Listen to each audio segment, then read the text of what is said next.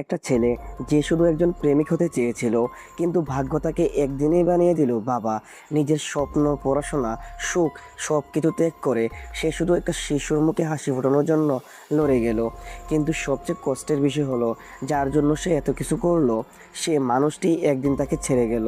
আজকের গল্পটা শুধু একটা প্রেমের গল্প নয়, এটা একজন বাবার নিঃস্বার্থ ভালোবাসা, ত্যাগ আর জীবনের কঠিন সংগ্রামের গল্প। শেষ পর্যন্ত কি হয় সেটা জানলে হয়তো আপনার চোখে পানি চলে আসবে। পাশের বাসার স্বামী স্ত্রীর ঝগড়ার শব্দে ঘুম ভাঙে সিন্দুর। ঘুম থেকে উঠেই সে দেখে সে তার ভালোবাসার মানুষ মানির বুকে মাথা রেখে শুয়ে আছে। ওইদিকে পাশের বাসার কাপড় ঝগড়ায় ব্যস্ত, আর এইদিকে সিন্ধু ব্যস্ত মানির বুকের উষ্ণতা অনুভব করতে। কিছুক্ষণ পর মানির ঘুম ভাঙে, সে দেখে সিন্ধু তার দিকে তাকিয়ে আছে, তার চোখে পানি। মানি বলে, কি হয়েছে, চোখে পানি কেন? সিন্ধু বলে, নিজেকে আজ অনেক হ্যাপি মনে হচ্ছে, এটা দুঃখের না, সুখের কান্না। মানি বলে, আচ্ছা, খুশিতে আবার কেউ কাঁদে নাকি? সিন্ধু বলে, তোমার হয় না? মানি হেসে উত্তর দেয়, আমি কি পাগল নাকি? আমি তো ছোটবেলা থেকেই কাঁদি না। তুমি আমাকে কোনোদিন কাঁদতে দেখেছো? সিন্ধু একটু ভেবে বলে, না, কখনোই না। মানি বলে, আমার সবচেয়ে কাছের মানুষ ছিল আমার নানি, উনি মারা যাওয়ার পরও আমি কাঁদিনি। আর তোমাকে কথা দিচ্ছি, আমি কোনোদিন তোমাকে কাঁদতে দেব না। সেখান থেকে সিন কাট হলে দেখা যায় সিন্ধু একটানা কেঁদে চলেছে। এই যে ছেলেটাকে দেখছেন, ওর নাম হচ্ছে মাঞ্জা, সিন্ধুর ক্লাসমেট। কলেজের প্রথম দিন থেকেই সে সিন্ধুকে ভালোবাসে। আর সিন্ধুকে কাঁদতে দেখে সে মনে মনে ভাবে, এটাই আমার লাস্ট চান্স। পাশে থাকা বন্ধু বলে, মাঞ্জা, আজ যদি কিছু বলতে চাস, এটাই হবে তোর শেষ চান্স। মাঞ্জা সাহস করে সিন্ধুর কাছে গিয়ে বলে, সিন্ধু, তোমার যদি কোনো প্রবলেম হয়ে থাকে আমাকে বলো, তোমাকে এভাবে দেখতে আমার একদম ভালো লাগছে না। তারপর সে মানিকে খোঁচা দিয়ে বলে, তুমি এর থেকেও বেটার কাউকে ডিজার্ভ করো। মানি হেসে বলে, আরে ভাই, তুই এখান থেকে যা তো।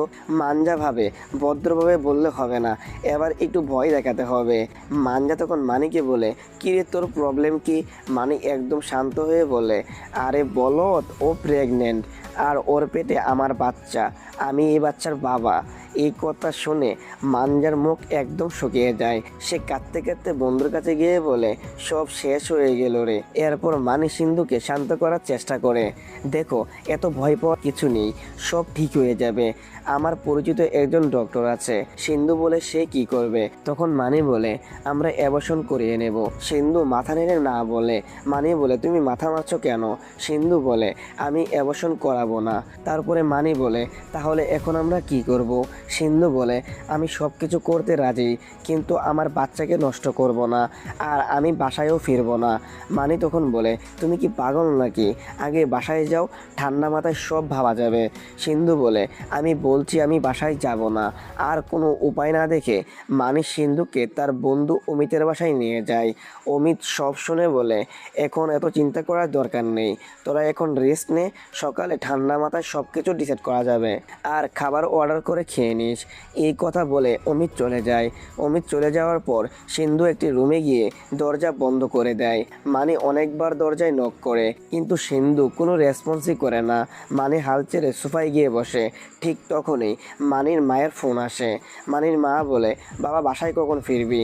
আর বাসায় আসার সময় টক দই নিয়ে আসিস। মানে বলে, একদিন টক দই না খেলে কিছুই হবে না। আমি আজ অমিতের বাসায় রাতে ফিরবো না। পরের দিন সকালে সিন্ধুর ঘুম ভাঙে। সে নাস্তা করার জন্য বসে। ঠিক তখনই দরজায় বেল বাজে। মানি দরজা খুলতেই একজন লোক ঘরের ভিতরে উকি দেয়, আর ভিতরে সিন্ধুকে দেখে ফেলে। এরপর সিন কাট হলে দেখা যায় সিন্ধুর পরিবারের সবাই আর মানি এখন পুলিশ স্টেশনে। সেখানে সেই সময় সেই এলাকার একজন রাজনীতিবিদ ছিল। তিনি ইন্সপেক্টরকে বলে, স্যার, আমি জানি একজন বাবার কষ্ট কেমন হয়, আমারও একটা মেয়ে আছে। সিন্ধুর এই ছেলেটার প্রতি কোনো ইন্টারেস্ট নাই, ছেলেটা তাকে ভুলভাল বুঝিয়ে আটকে রেখেছিল। ইন্সপেক্টর বলে, আপনার কথা শুনে তো সিদ্ধান্ত নেওয়া যাবে না। সিন্ধু এখনো নিজের মুখে কিছুই বলেনি। সিন্ধুর চাচা রাগ করে বলে, একবার শুধু বল, এই ছেলে তোকে জোর করে নিয়ে গিয়েছে, তারপর দেখ ওর কি অবস্থা করি। সবাই যখন সিন্ধুরের উত্তরের অপেক্ষায়, ঠিক তখনই সিন্ধু ধীরে ধীরে বলে, স্যার, আমি প্রেগনেন্ট। এই একটা কথায় পুরো পুলিশ স্টেশন নিস্তব্ধ হয়ে যায়। আর সেই মুহূর্তেই সিন্ধুর বাবার বুকে প্রচণ্ড ব্যথা শুরু হয়। অমিত আর মানি থানার বাইরে চুপচাপ বসেছিল। ঠিক তখনই মানির বড় ভাই সতীশ এসে বলে, কিরে তুই এসব কি করলি? এমন সময় থানা থেকে বেরিয়ে আসেন সিন্ধুর বাবা আর বলতে থাকে, আমার মেয়েকে নিয়ে কত স্বপ্ন ছিল, সব শেষ করে দিল। আজ থেকে ও আমার মেয়ে না। এরপর মানির বাবাও বাইরে আসে আর মানির দিকে তাকিয়ে বলে, তোরা বুঝতে পারছিস তোরা কি করেছিস? সমাজে আজ এই মেয়ের বাবার সব মান সম্মান শেষ হয়ে গিয়েছে। তখন সতীশ বলে, আচ্ছা বাবা চলো বাসায় যাই, তারপর শান্ত মাথায় দেখি কি করা যায়। মানির বাবা দীর্ঘশ্বাস ফেলে বললেন, হ্যাঁ এখন ওদের বাসায় নিয়ে পুরো সমাজকে জানাতে হবে। তারপর মানির দিকে তাকিয়ে বলেন, তোর মা আগে থেকে সব জানতো। সে বলতো তারা দুজন নাকি একে অপরকে খুব গভীরভাবে ভালোবাসে, কিন্তু ভাবিনি সে ভালোবাসা এতটা গভীর হবে। তারপর মানির বাবা আরও বলে, তবে একটা জিনিস বুঝলাম না, এত কিছুর পরও এখনও কোনো সে এই বলদটাকে সাপোর্ট করছে। এই বলদটাকে বলে দিস সে যেন কোনোদিন এই মেয়েটাকে না ঠকায়।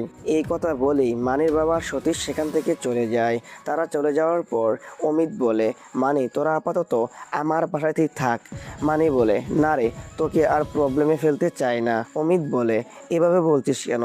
মা বাবা গ্রামে গিয়েছে, ফিরতে অনেক দিন সময় লাগবে, ততদিন তোরা এখানেই থাক।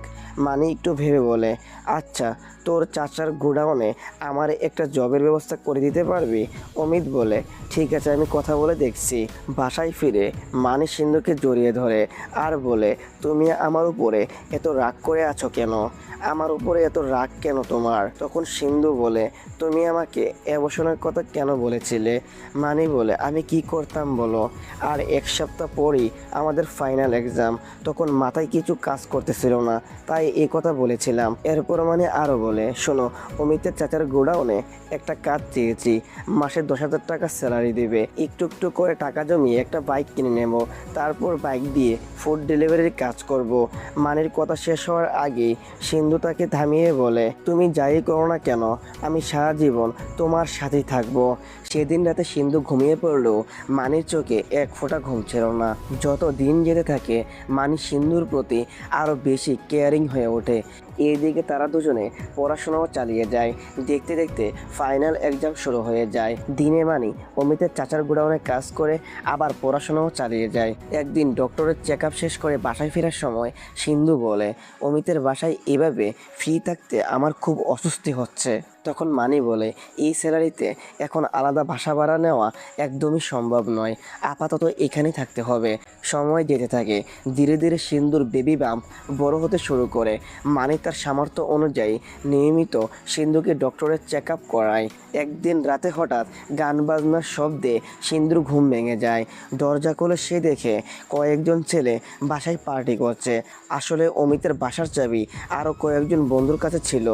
যখন তাদের ইচ্ছে হতো তারা এখানে এসে পার্টি করত। সেদিন মানি নাইট ডিউটি ছিল।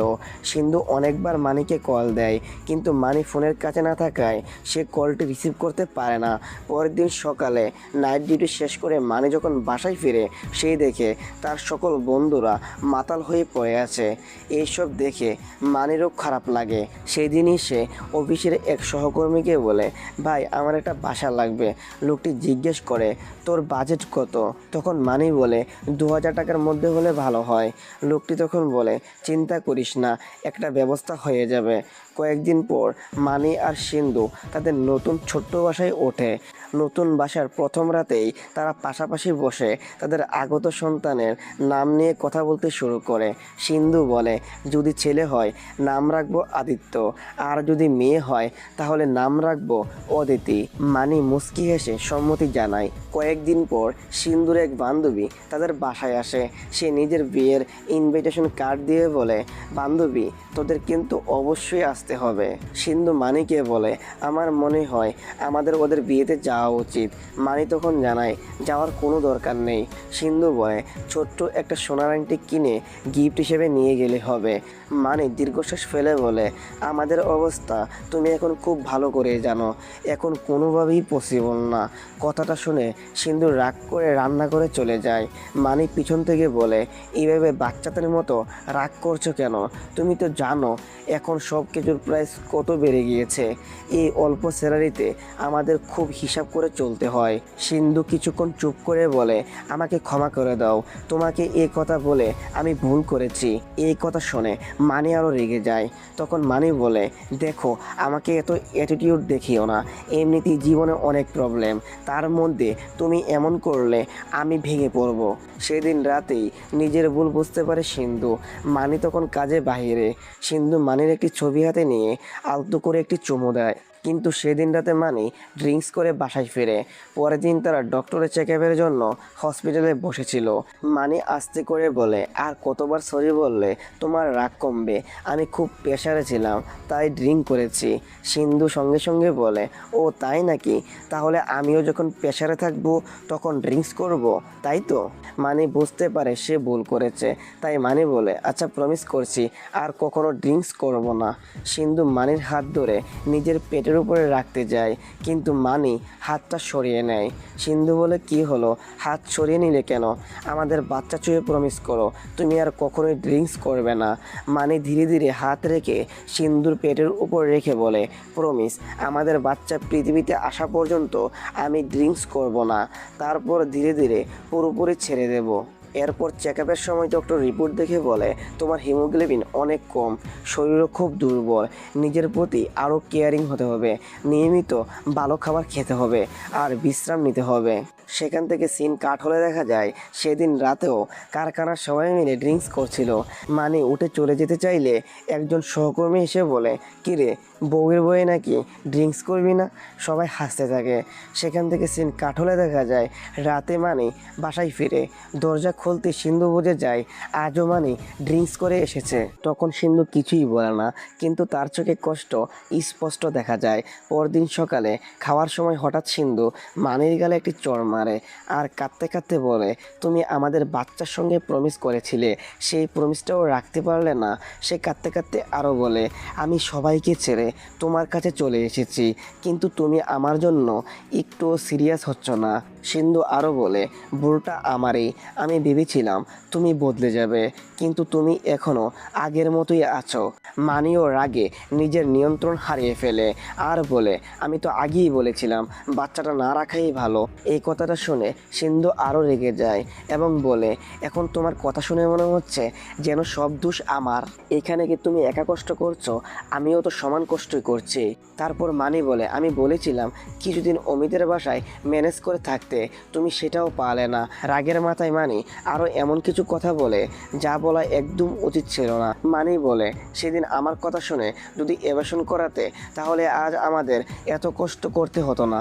মানি রাগ আর হতাশায় বলে ফেলে, এইভাবে বেঁচে থাকার চেয়ে দুজনেই মরে গেলেই ভালো হয়। কথাটা মুখ থেকে বের হওয়ার সঙ্গে সঙ্গেই মানি বুঝতে পারে সে ভয়ঙ্করভাবে একটা ভুল কথা বলে ফেলেছে। মানির বলা প্রতিটি কথা যেন সিন্ধুর বুকের ভিতর বিষাক্ত তীরের মতো গেঁথছিল।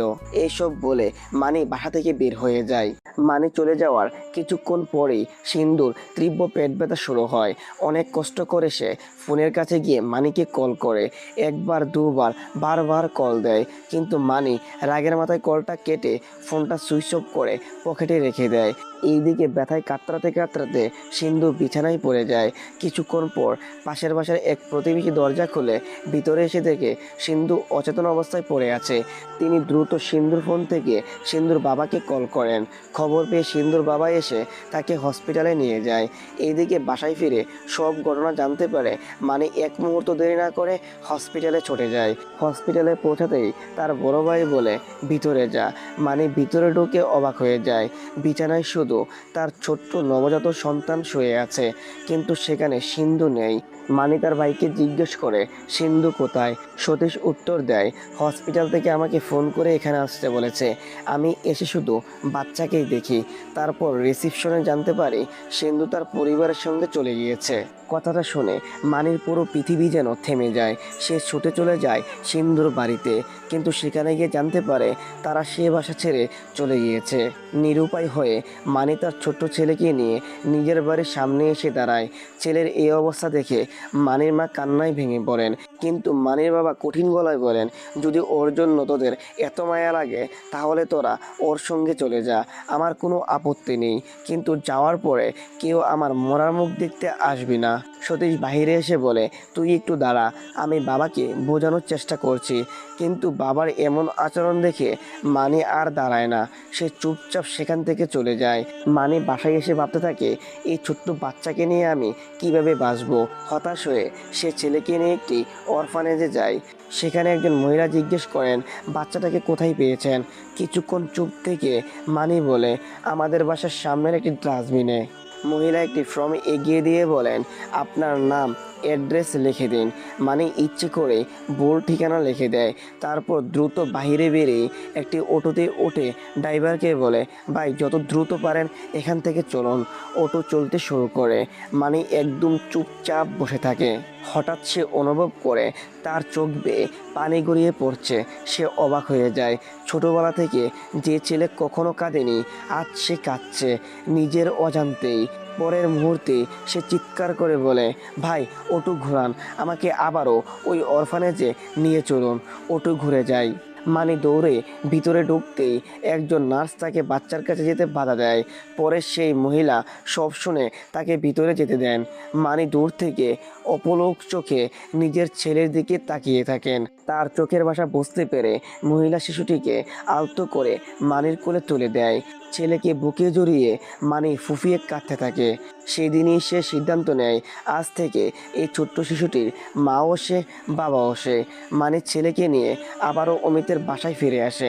সব শুনে অমিত বলে, তুই এত বড় ভুল কিভাবে করলি।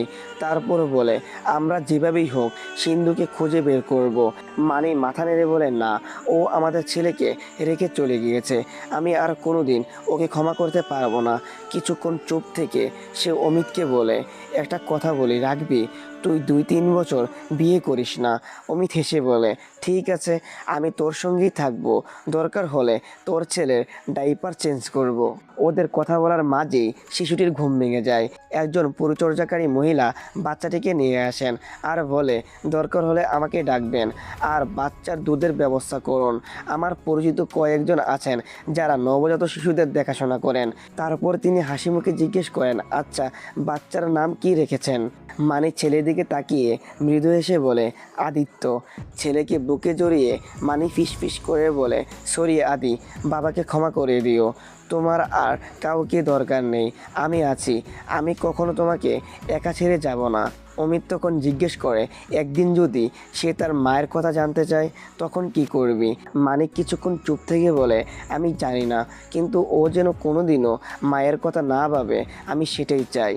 এরপর শুরু হয় মানির জীবনের এক নতুন অধ্যায়। সে শিখতে থাকে কিভাবে একটি শিশুকে গোসল করাতে হয়, দুধ খাওয়াতে হয়, ডাইপার বদলাতে হয়, রাত জেগে তাকে ঘুম পাড়াতে হয়। ধীরে ধীরে মানি শুধু আদির বাবা নয়, তার মাও হয়ে ওঠে। আর এই কঠিন পথের প্রতিটি মুহূর্তে তার পাশে ছায়ার মতো ছিল একজন মানুষ, সে হচ্ছে অমিত। প্রতিটি মানুষের জীবনে অমিতের মতো একজন বন্ধু থাকা প্রয়োজন, কারণ জীবনের কঠিন সময়ে একজন সত্যিকারের বন্ধু সবচেয়ে বড় শক্তি। আদিকে নিয়েই মানি আবার পড়াশোনা শুরু করে। দিনে অফিস, রাতে পড়াশোনা, আর বাকি পুরোটা সময় আদির জন্য। একদিন অমিত অনেক চেষ্টা করছিল আদিকে মা ডাক শেখানোর। অমিত বারবার বলছিল, বলো মা, মা, কিন্তু ছোট্ট ছেলেটি হেসে বলে, ডেডা। ছেলের মুখে প্রথমবার ডেডা ডাক শুনে মানির চোখ আনন্দে ভিজে ওঠে। অমিতের ভালোবাসা আর মানির অগাধ যত্নে আদি ধীরে ধীরে বড় হয়ে ওঠে। এখন মানি শুধু আদির বাবাই নয়, সে আদির এখন বেস্ট ফ্রেন্ড। অফিসের কাজ, আদির স্কুল, পড়াশোনা, রান্না সব কিছু একাই সামলায় মানি। একদিন আদির জন্য মার্কেটে শপিং করতে গিয়ে মানির সঙ্গে দেখা হয় তার কাজিন সঞ্জনার। সঞ্জনা তখন মানিকে বলে, কিরে কী খবর, এখন তুই কোথায় জব করছিস? মানি বলে, ছোটোখাটো একটা চাকরি করছি, তবে এর চেয়ে ভালো একটা জব করছি। সঞ্জনা তখন হেসে বলে, আমাদের অফিসে একটা পোস্ট খালি আছে, চাইলে ওইখানে আমি তোকে রিকমেন্ডেড করতে পারি। এই কথা শুনে মানে অনেকটা খুশি হয়। মানে সঞ্জনাকে বলে, তাহলে তো আমার জন্য অনেক ভালো হয়। সেখান থেকে সিন কাট হলে দেখা যায় মানে সঞ্জনার অফিসে ইন্টারভিউর জন্য বসে আছে। ঠিক তখনই অফিসের সুপারভাইজার তার টিম নিয়ে ভিতরে প্রবেশ করেন। একজন ক্লিনার অফিস পরিষ্কার করছিল। হঠাৎ সুপারভাইজার লক্ষ্য করেন সে কিছু ভুল করছে। বকা দিয়ে তিনি নিজেই সে কাজটি করে ওনাকে দেখিয়ে দেন। তারপর তিনি সবার উদ্দেশ্যে বলেন, এখন কি আমাকে সবার কাজ আলাদা আলাদা করে শিখিয়ে দিতে হবে? এরপর তিনি হঠাৎ মানির দিকে তাকিয়ে জিজ্ঞেস করেন, আচ্ছা বলুন তো সবাই এত ভুল করে কেন? মানি উত্তর দেওয়ার আগে সে ক্লিনারকে জিজ্ঞেস করে, আচ্ছা আপনি বলুন তো এখানে কত বছর ধরে কাজ করছেন? ক্লিনার জানায় 3 বছর। এরপর মানি বলে, এই 3 বছরে কেউ আপনাকে এইভাবে হাতে ধরে দেখিয়েছে? তখন মানি সুপারভাইজারের দিকে তাকিয়ে বলে, ম্যাম এটাই আসল প্রবলেম, এটা একটা কমিউনিকেশন গ্যাপ। সুপারভাইজার একটু অবাক হয়ে বললেন, কমিউনিকেশন গ্যাপ, এটা একটু এক্সপ্লেন করুন। মানি শান্তভাবে বলে, যখন একজন এমপ্লয়িকে ঠিকভাবে কাজ শেখানো হয় না তখন সে নিজের মতো করে কাজ করে, পরে সে ভুল অভ্যাসে কাজ করতে থাকে। তাই শুধু ভুল ধরলে হবে না, আগে ঠিকভাবে ট্রেনিং আর কমিউনিকেশন নিশ্চিত করতে হবে। মানির উত্তর শুনে সুপারভাইজার মুচকি এসে বলেন, খুব ভালো বলেছেন, অন্তত আপনার থিঙ্কিং অন্যদের থেকে আলাদা। তারপর তিনি জিজ্ঞেস করেন, আপনি এখানে কোন ডিপার্টমেন্টে কাজ করেন? তখন মানি বলে, ম্যাম আমি কোনো ডিপার্টমেন্টেই কাজ করি না, এখানে ইন্টারভিউ দিতে এসেছি। এরপর ইন্টারভিউ শেষ হওয়ার কিছুক্ষণ পর সঞ্জনা একটি অ্যাপয়েন্টমেন্ট লেটার নিয়ে আসে। মানি অবাক হয়ে দেখে তাকে শুধু চাকরি দেওয়া হয়নি, বরং সরাসরি একটি সিনিয়র পজিশনে নিয়োগ দেওয়া হয়েছে। তার মুখে অনেক দিন পর আবার সত্যিকারে হাসি ফুটে ওঠে। যে অফিসে মানিকে সিনিয়র পজিশনে যোগ দেওয়া হয়েছিল সে অফিসের সুপারভাইজার মানিকে বলেছিলেন, তোমার অ্যাটিটিউড, তোমার কনফিডেন্স আর তোমার চিন্তাভাবনা আমার খুব ভালো লেগেছে, তাই আমি তোমাকে এই পজিশন দিয়েছি।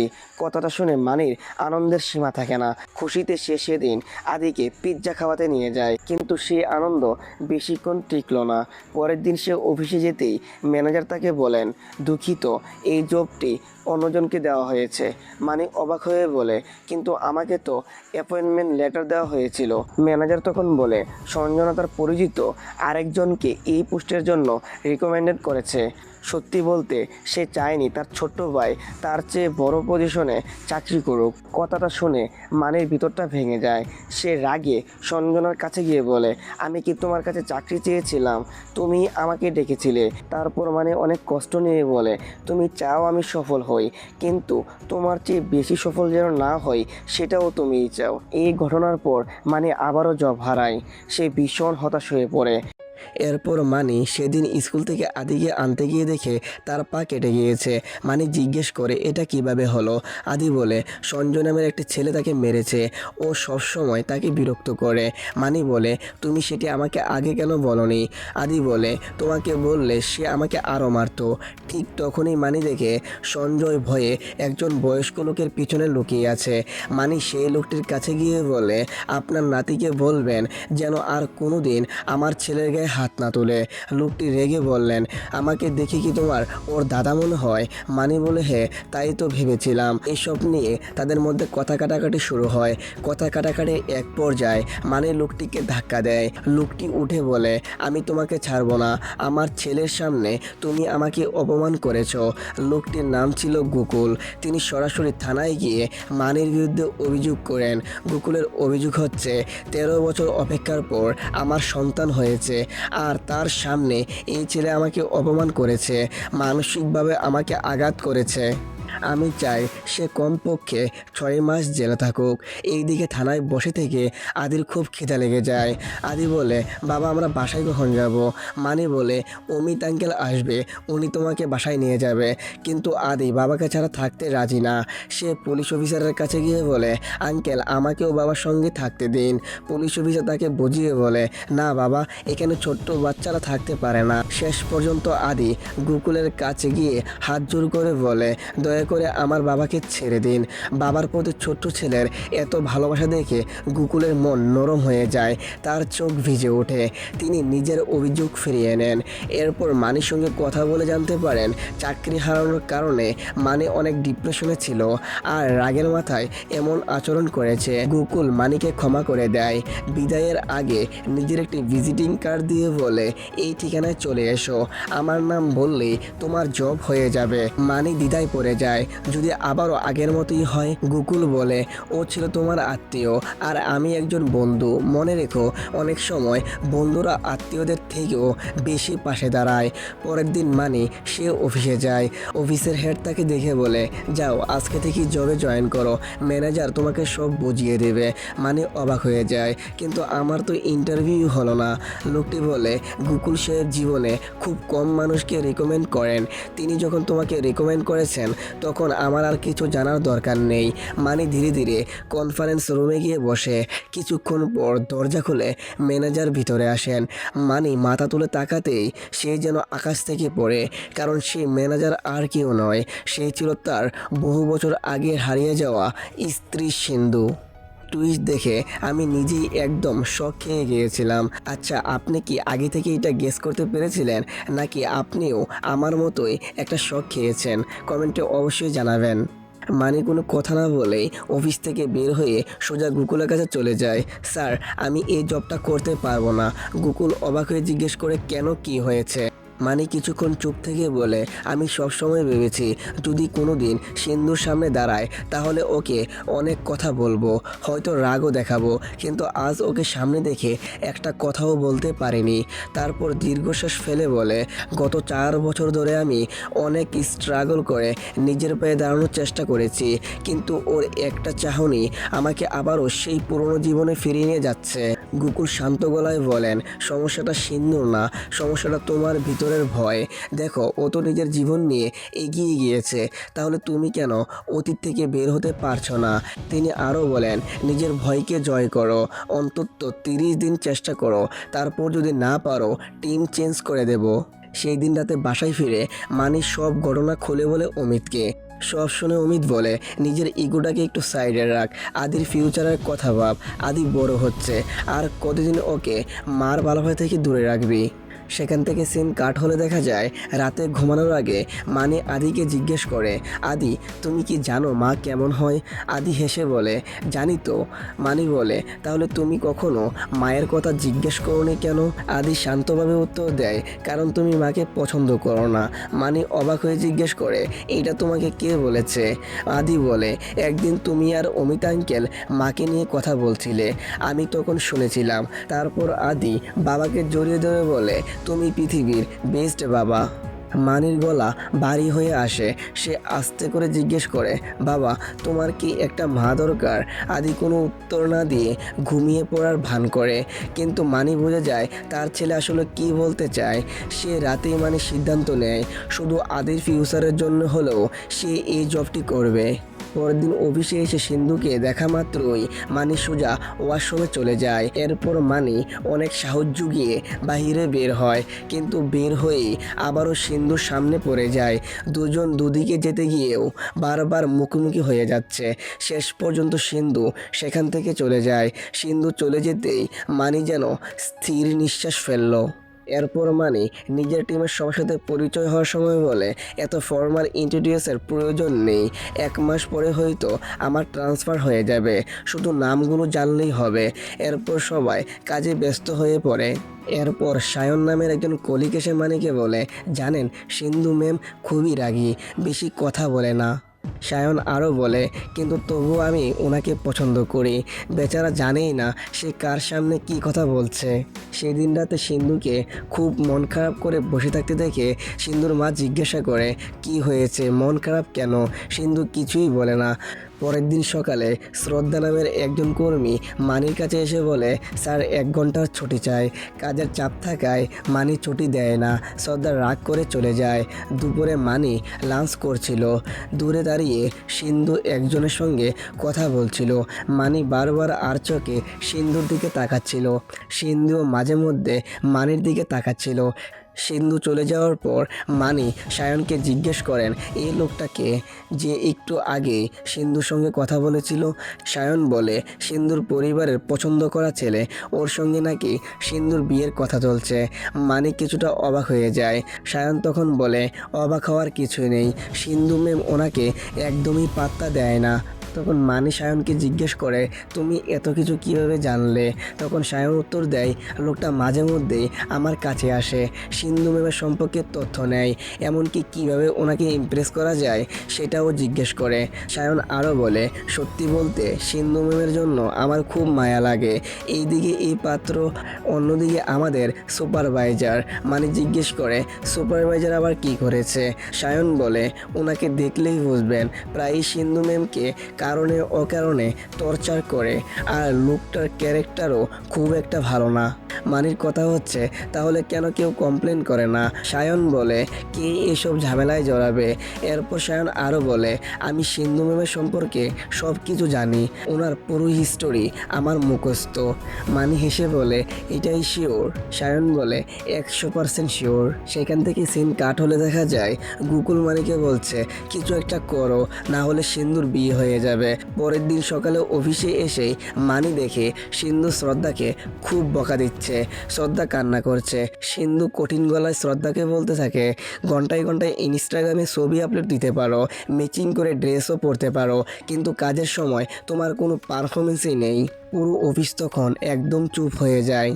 মানি এসে জানতে পারে শ্রদ্ধা কোম্পানির পক্ষ থেকে ক্লায়েন্টকে পেমেন্ট করতে গিয়ে ভুল করে একটি শূন্য বেশি দিয়ে ফেলেছে। মানি জিজ্ঞেস করে, পেমেন্ট যে করা হয়েছে সেটা কতক্ষণ হয়েছে? সিন্ধু বলে, 6 ঘন্টা। মানি বলে, তাহলে প্রবলেম নেই, এটা সলভ করা যাবে। সিন্ধু দ্রুত বিষয়টা ঠিক করার কথা বলে চলে যায়।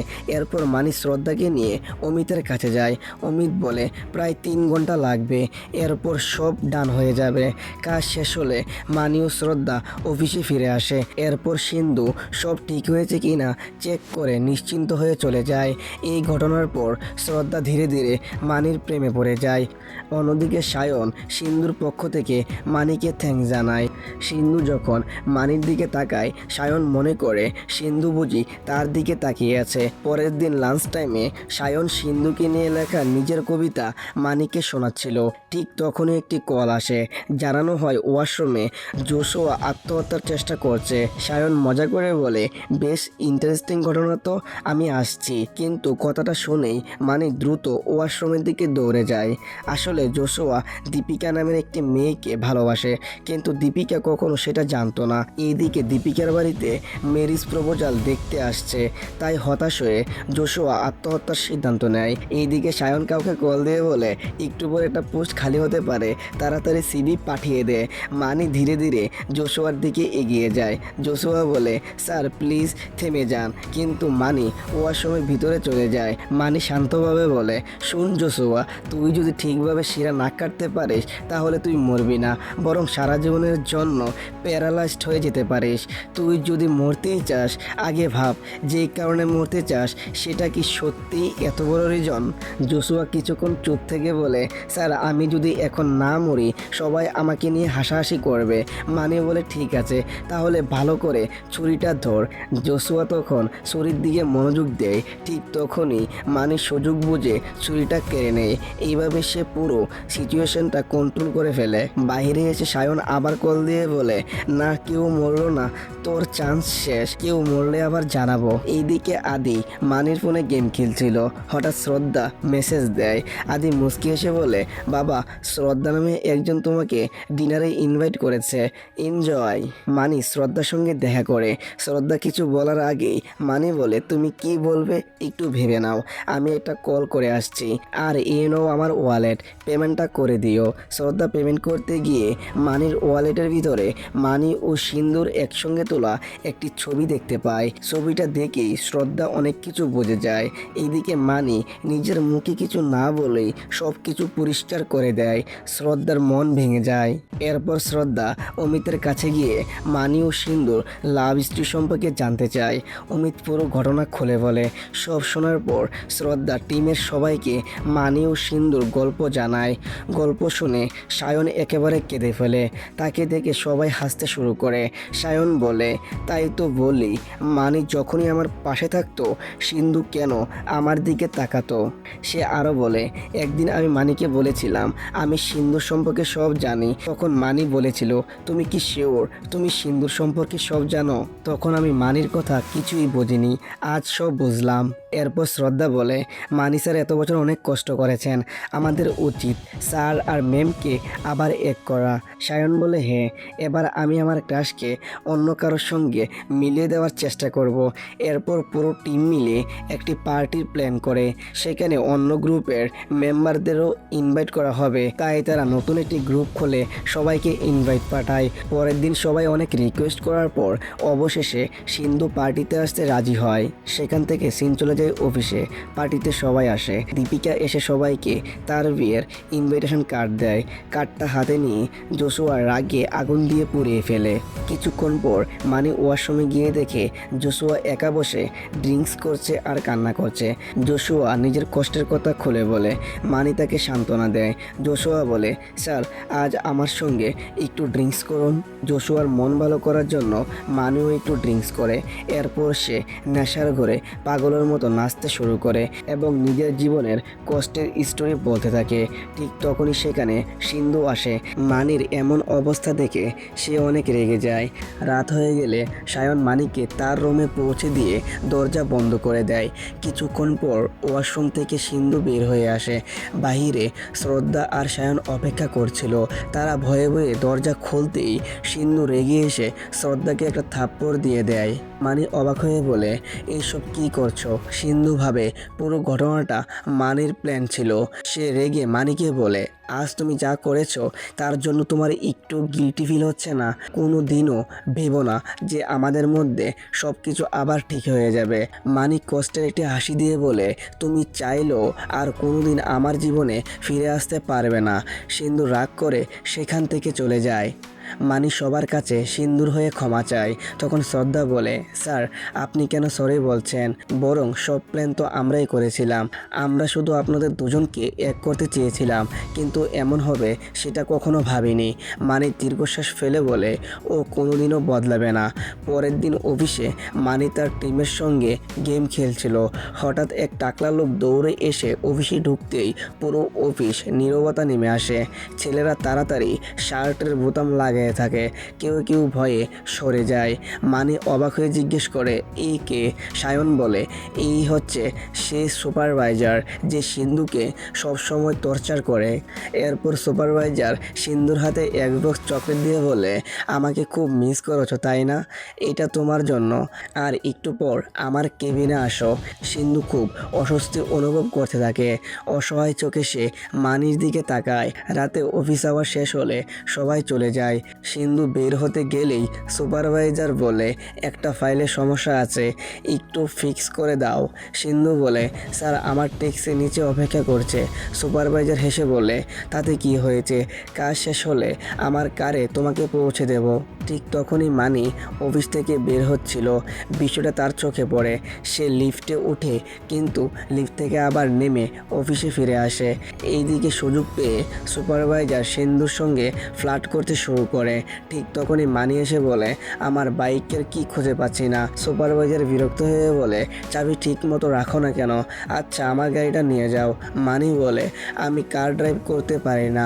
সুপারভাইজার বলে, তাহলে আমি একবার ওয়াশরুমে গিয়ে দেখি, হয়তো চাবিটা ওইখানে পড়েছে। সুপারভাইজার ওয়াশরুমে ঢুকতেই মানি তার পিছন দিয়ে গিয়ে তাকে মারতে শুরু করে।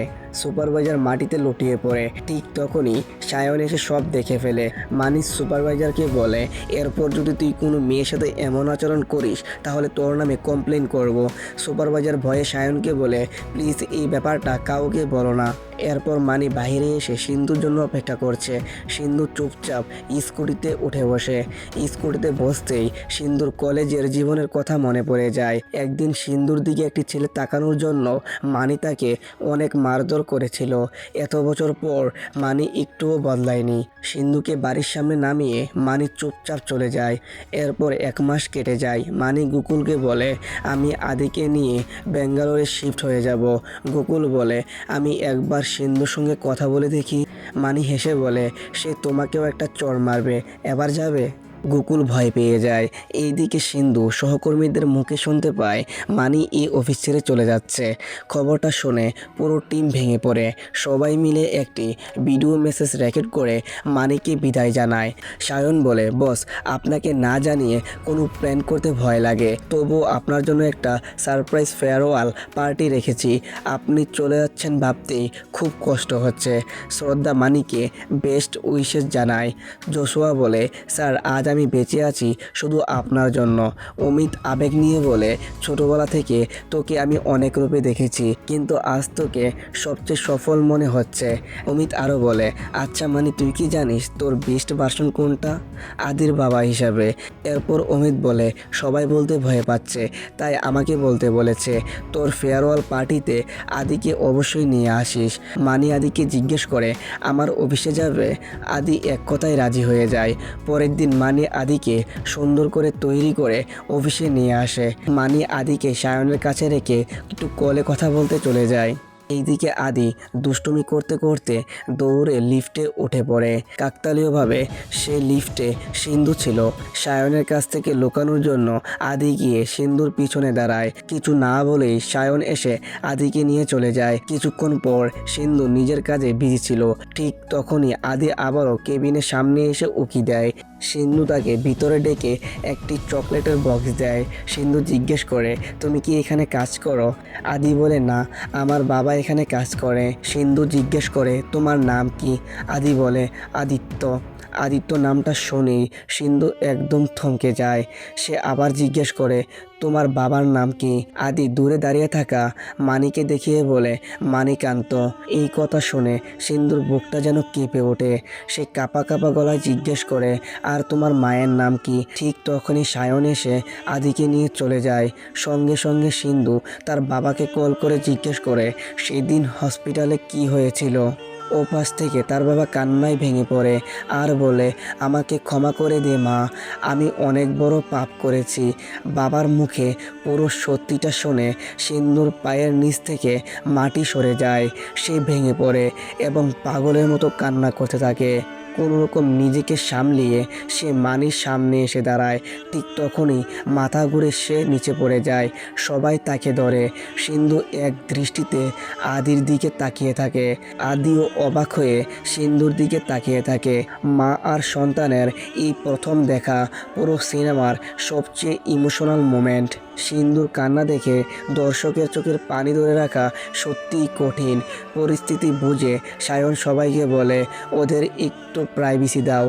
সবাই সেখান থেকে চলে যায়। সায়ন আদিকেও নিয়ে বাইরে অপেক্ষা করতে থাকে। সেখানে শুধু মানি আর সিন্ধু। সিন্ধু কষ্টে একটা কথাও বলতে পারছিল না। মনে হচ্ছিল কান্নার চাপে সে কথা বলার শক্তিটুকু হারিয়ে ফেলেছে। দীর্ঘ নীরবতার পর মানি বলে, এখন কেন এত নাটক করছো? এরপর সে প্রশ্ন করে, আমি বলেছিলাম বাচ্চাটাকে অ্যাবর্শন করাতে, কিন্তু তুমি রাখতে চেয়েছিলে। তাহলে সেই বাচ্চাটাকে তুমি হসপিটালে রেখে কিভাবে চলে গেলে? ও তো তোমার কাছে থাকার কথা ছিল।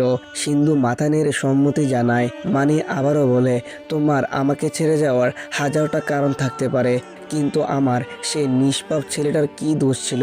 কিভাবে ওকে হসপিটালে একা রেখে চলে গেলে? আমার ছেলে আজ পর্যন্ত কোনো দিন তার মায়ের কথা জিজ্ঞাসা করেনি। শুধু এই ভেবে আমি কষ্ট পাবো। পৃথিবীর সব ভুল আমি ক্ষমা করতে পারে, কিন্তু আমার ছেলেকে তুমি যে কষ্ট দিয়েছ তার জন্য তোমাকে কোনো দিন ক্ষমা করতে পারবো না। সিন্ধু কান্নায় ভেঙে পড়ে বলে, ওরা আমাকে বলেছিল আমাদের সন্তান মারা গিয়েছে, আর আমি আমার সন্তানের মৃত্যুর জন্য তোমাকে দায়ী করছিলাম, তাই তোমাকে ছেড়ে চলে গিয়েছিলাম। আমাকে ক্ষমা করে দাও। মানি তখন বুঝতে পারে সিন্ধুকে ভয়ঙ্করভাবে ঠকানো হয়েছিল। সিন্ধু আরও বলে, আমি এই 4 বছরে বহুবার সুইসাইড করার সিদ্ধান্ত নিয়েছিলাম, কিন্তু তুমি একবারও আমাকে খুঁজতে আসনি। কথাগুলো শুনে মানির সব রাগ গলে যায়। সে এগিয়ে এসে সিন্ধুকে জড়িয়ে ধরে। তারপর মানি বাইরে গিয়ে আদিকে নিয়ে আসে। 4 বছর পর নিজের সন্তানকে বুকে জড়িয়ে ধরে সিন্ধু অজরে কান্না করতে থাকে। এতদিন পর মাকে ফিরে পেয়ে আদিও তাকে শক্ত করে জড়িয়ে ধরে। এই দৃশ্য দেখে মানিও অজরে কান্না করতে থাকে। শুধু একটি ভুল বোঝাবুঝি তাদের জীবন থেকে 4টি বছর কেড়ে নিয়েছিল। অবশেষে সব ভুল বোঝাবুঝি শেষ হয়ে তারা আবারও এক হয়ে যায়। এই হ্যাপি এন্ডিংয়ের মধ্যে দিয়ে শেষ হয়ে যায় ডাডা সিনেমার অসাধারণ গল্প। এই সিনেমাটা শেষ হওয়ার পর আমার মনে একটা কথাই বারবার এসেছে, আমরা অনেক সময় রাগের মাথায় এমন কিছু সিদ্ধান্ত নিয়ে ফেলি যার জন্য বছরের পর বছর আফসোস করতে হয়। তাই বড় কোনো সিদ্ধান্ত নেওয়ার আগে একবার নয় অনেকবার ভাবুন। আর যদি আপনার জীবনে এমন কেউ থাকে যে সত্যি আপনাকে ভালোবাসে, তাহলে শুধু ছোটোখাটো ভুল বোঝাবুঝির কারণে তাকে হারিয়ে ফেলবেন না। কারণ ক্ষমা চাইতে কয়েক সেকেন্ড লাগে, কিন্তু একজন আপন মানুষকে হারানোর কষ্ট অনেক বছর ধরে বয়ে বেড়াতে হয়। আর একটা কথা, মা বাবা হোক বা সন্তান, কেউই নিখুঁত নয়, ভুল সবারই হয়। কিন্তু যখন কেউ নিজের ভুল বুঝে ফিরে আসতে চায়, তখন তাকে একটা সুযোগ দেওয়া অনেক সময় পুরো একটা পরিবারকে আবার এক করে দিতে পারে। তাই ভালোবাসুন, সম্মান করুন, আর সম্পর্কের চেয়ে নিজের অহংকারকে কখনো বড় হতে দিবেন না। আজকের ভিডিও থেকে আপনি কি শিখলেন সেটা অবশ্যই কমেন্ট করে জানাবেন। আপনার একটি মন্তব্য হয়তো অন্য কারো জীবনে ইতিবাচক প্রভাব ফেলতে পারে।